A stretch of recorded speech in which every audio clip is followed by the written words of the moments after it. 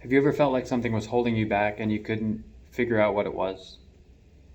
Have you ever felt like you were kind of oppressed by something you were carrying in your body? Hi, I'm Stephen Budd and I help people heal their life. Now, one client came to me with relationship issues, and if you went through the normal paradigm, you'd start talking, hashing it out verbally. And she was startled when I knelt down to touch her feet, because I noticed that her feet were all bound up. So, when I undid her left foot, she remembered that her mother had passed away when she was a child, and she held all that grieving in her feet somehow, like she couldn't, the left is feminine, the right is masculine. She couldn't really find her ground. So we purged and wept and grieved and let everything go from that mother of hers that had passed. You can see how it would be hard to have a good relationship if you're not even standing, like literally and metaphorically. The startling thing was a few weeks later, I went back and we did the same with her right foot. And we found her father had passed away a few years after that. So I didn't even know any of this. It's just I was drawn to the feet. The beautiful part of it is that the relationship was transformed soon after. I mean, she was with someone who was sort of narcissistic. He drifted away. A compassionate person came in. Some of her gifts began to reawaken, like she could see energies and such. And that's what's made possible by true healing. And for me, true healing happens in the space of the body, because the body is our instrument for living life. So if the body is locked down and blocked up in different ways, then it makes it very difficult to go through life. If you're not standing, how can you love? Another client, I gently tugged her shoulder like this, and she burst into tears. And I said, "What's happening?" And she remembered her father had passed away. And this was one of the last memories that she carried in her body about her father. Her father had pulled her across the street. "Come across the street, darling." So she said, "I didn't cry at my father's funeral. I held it all in." She was crying now. And the interesting thing was where her body stored it was in the shoulder. And what awakened it was tugging the shoulder. That's a somatic memory. That's the body remembering. Oh, pre-conscious. Like she likely didn't even think about that until that arose.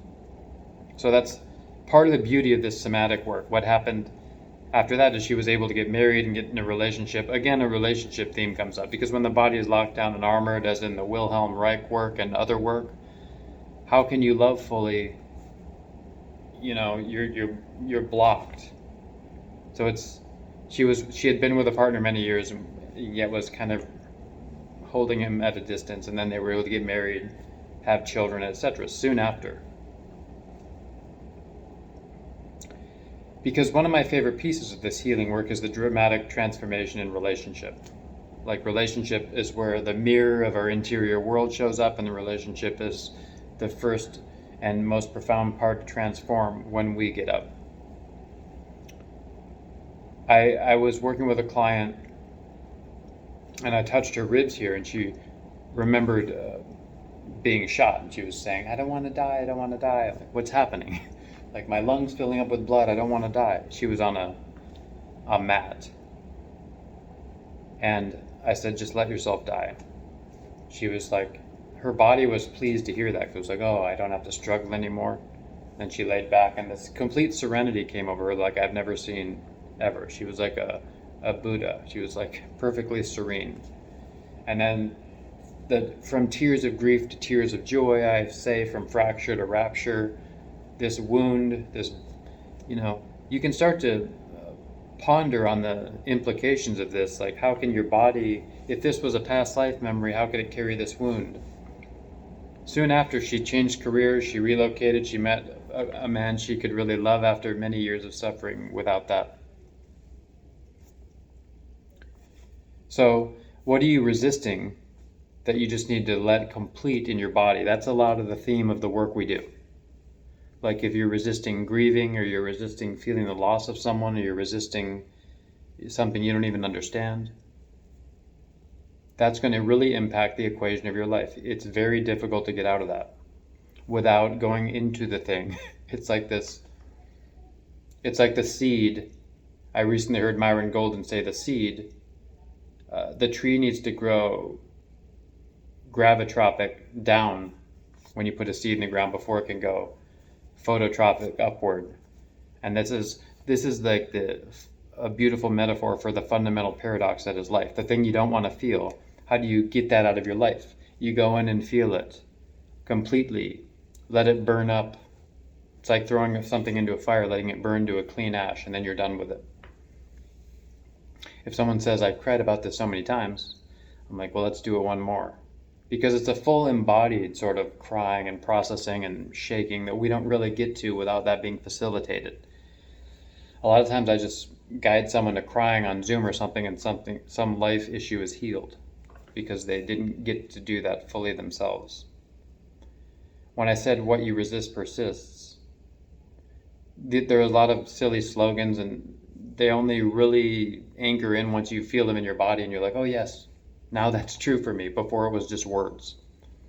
Another client, he was lying on the table and he started to just turn blue, and I was like, what's happening? I'm not touching him. He's like turning blue. He's like, I'm drowning. My friend Roger is out there. He almost drowned. I tried to save him. Once again, let yourself drown. Complete peace. Tears. Tears of grief turning to tears of joy. You did not drown at that point. Your body is stuck in this memory. Anything that's incomplete in these loops, you're stuck in. So, another client, a lot of times love and trauma are very wedded. Another client was leaving a wedding and she had found out her partner was not faithful.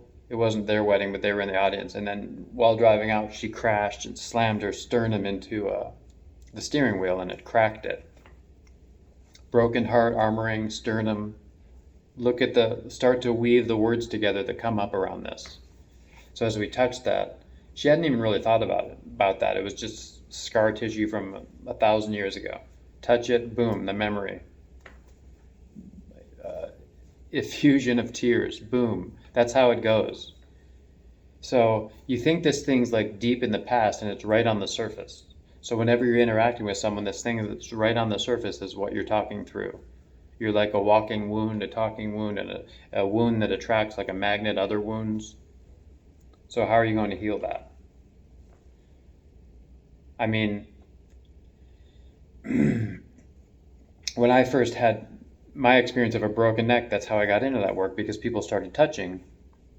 And I realized, oh, my neck is tight and I hadn't even noticed. And also the rest of my body, I hadn't even noticed that. So what are we to do? Let me just put this on airplane here so no one calls in the middle. When I felt my feet for the first time, I say I cried tears of joy because I felt whole for the first time. Isn't that funny? I've been trying to meditate to feel whole my whole life. Like Zen meditation, yogic meditation, everything I could find. And yet I didn't feel whole and complete because I wasn't even aware of the body. Now I went to school against all odds after many years as a very starving artist to be like a hands-on massage therapist. I'm like, I want to do some kind of healing. What can I do? And this holistic sort of healing. As soon as I touch clients, their emotions would surge out and they would start crying. And that's not what people really want when they want a massage. It's like, there's a difference between ameliorating a symptom or just stuffing things down and deep, deep healing that lasts forever. And that's what I like.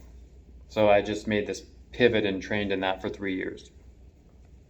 Now, it's become more and more profound, more and more refined. I call this one the Philomela Protocol. You know, I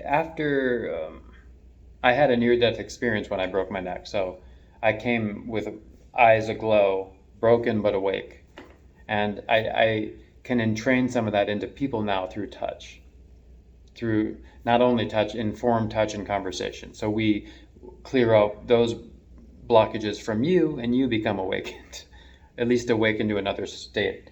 It's very hard to talk about enlightenment and awakening.